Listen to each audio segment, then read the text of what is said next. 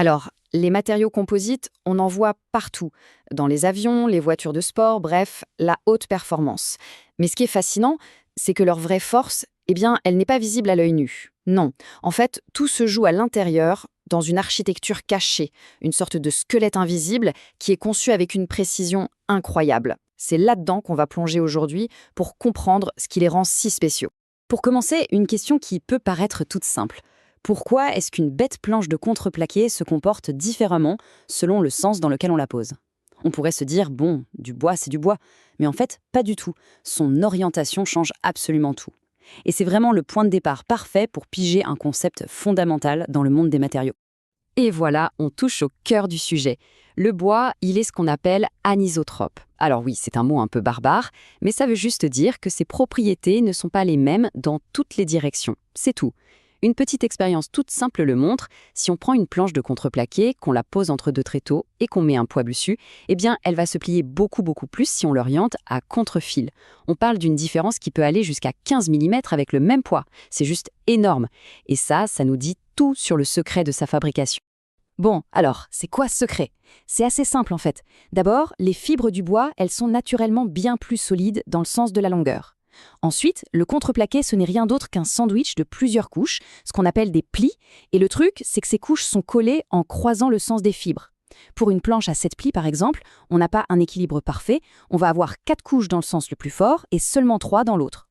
Et le point absolument crucial à retenir, c'est que ce sont les couches extérieures qui comptent le plus pour la solidité. C'est elles qui font tout le travail. Ok, maintenant qu'on a bien compris ce principe de base avec le contreplaqué, on va quitter l'atelier de bricolage pour, disons, passer à la vitesse supérieure. On entre dans le monde de l'aérospatiale, de la Formule 1, là où ce même principe de couches superposées a été poussé à un niveau de sophistication absolument incroyable. Et voici la star du jour, le polymère renforcé de fibres de carbone, ou PRFC. En gros, c'est le même principe que notre contreplaqué, mais sous stéroïdes. Imaginez un peu, des milliers de fibres de carbone, chacune plus fine qu'un cheveu, mais d'une résistance ahurissante, qui sont noyées dans une sorte de colle, une matrice en résine. Le résultat, un matériau à la fois ultra léger et ultra solide. C'est ce rapport résistance-poids qui est juste exceptionnel, et c'est pour ça qu'on le retrouve partout, en aérospatial ou dans les supercars. Et là, on boucle la boucle avec notre contreplaqué. Exactement comme lui, toute la force des PRFC vient de cette fameuse architecture interne. Ce sont aussi des couches, des plis, mais cette fois, leur orientation est contrôlée au degré près. L'ordre, l'angle de chaque couche, c'est ça qu'on appelle la séquence d'empilement. C'est la recette secrète de l'ingénieur, et c'est vraiment là que toute la magie opère. Mais évidemment, il y a un mais. Cette complexité, cette précision d'horloger, eh bien c'est aussi son talon d'Achille. Quand on joue à ce niveau de détail, le moindre petit défaut, même un truc microscopique qu'on ne voit pas, peut avoir des conséquences absolument désastreuses. Alors, qui sont les suspects habituels? On a 6 grands types de défauts. Ça peut être une fibre qui casse, tout simplement. Ou alors un délaminage, c'est quand les couches se séparent les unes des autres, un peu comme si les pages d'un livre se décollaient. On peut aussi avoir des micro-fissures dans la résine, des bulles d'air, des vides ou des fibres qui ne sont pas parfaitement alignées. Chacun de ces petits défauts, c'est une amorce de rupture. C'est la petite faille qui, sous contrainte, peut mener à la catastrophe. Et le pire dans tout ça, c'est que ces erreurs sont très faciles à faire. C'est exactement ce que souligne cette étude de l'université de Bristol. Le processus de fabrication est tellement complexe que ça ne pardonne pas. Un seul pli posé avec un mauvais angle, et hop, on vient de créer une faiblesse structurelle qui met en péril toute la pièce. Alors, la question à 1 million de dollars.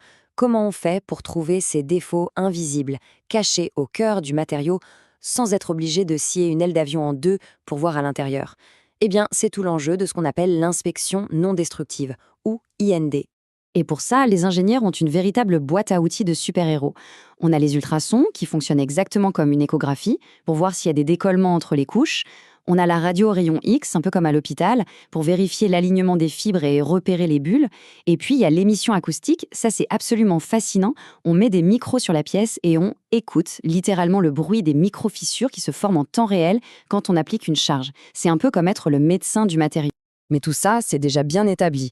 Maintenant, on va passer à la nouvelle génération d'outils et d'idées. On entre vraiment dans une nouvelle ère où la technologie ne sert plus seulement à inspecter, mais à repenser de A à Z la façon dont on conçoit ces matériaux. Une de ces techniques de pointe, c'est le test par courant de Foucault. Alors comment ça marche?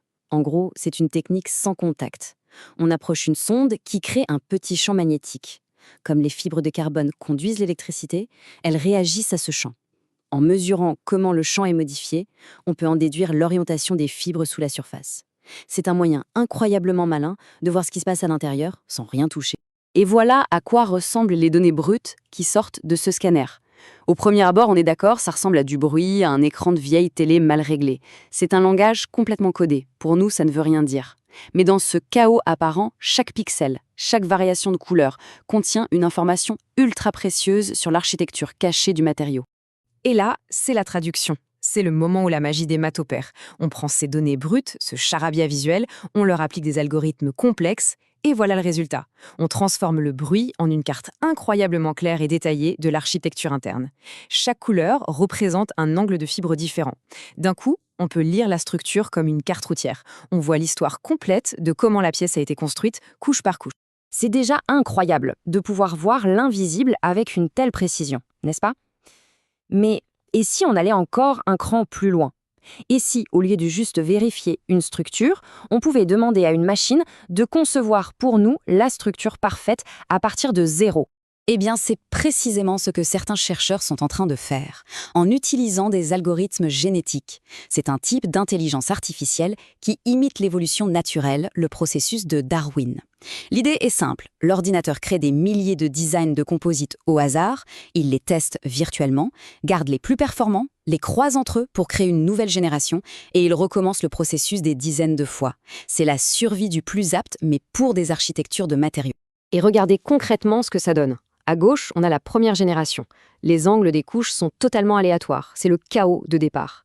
Et à droite, la solution après 30 générations seulement.